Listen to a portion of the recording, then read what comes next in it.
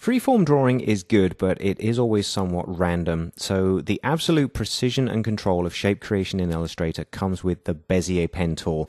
Now, it has many ways of working and many options to create the right points and paths that you need to draw your shape, so let's start out by learning these the easy way, which is by tracing another item. And I don't mean an image like this, but a nice sharp graphic.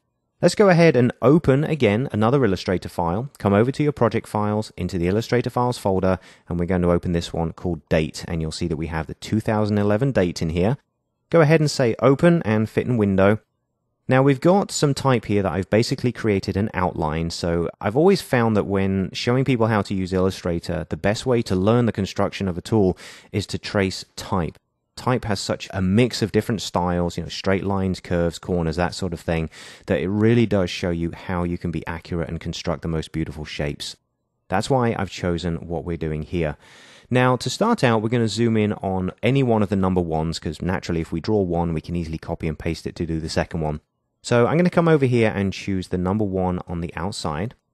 And we'll make sure that we are viewing our artwork layer, and once again I have a default graphic style that will allow us just to draw with no fill but a black stroke. Now, we do want to make sure at this point that our smart guides are turned off. Naturally, you could trace this object using smart guides. To be honest, it would make it too easy for you.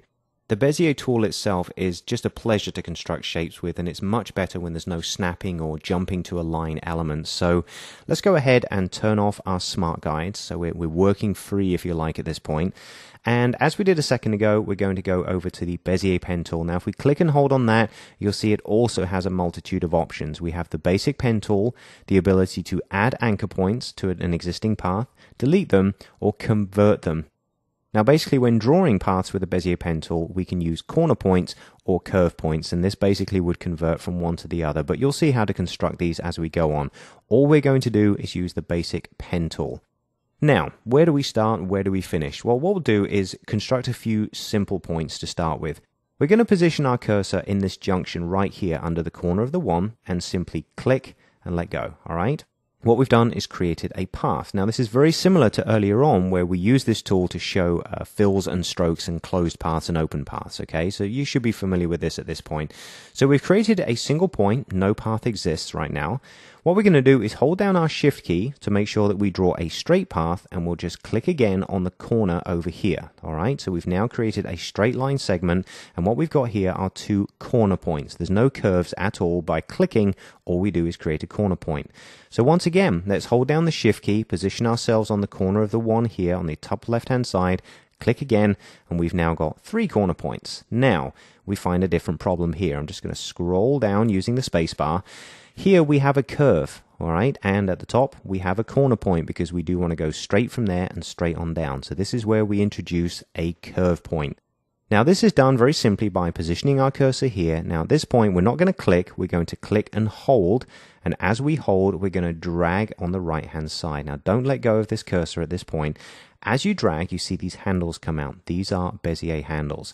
This allows us to construct a curve, and you can see that on the left-hand side between the 2 points that we've now got, I have the ability to drag this curve around and get it exactly the right shape and size, okay? So drag until you match that point, and then let go, all right? So congratulations, you've just drawn your first Bezier curve. Very cool indeed.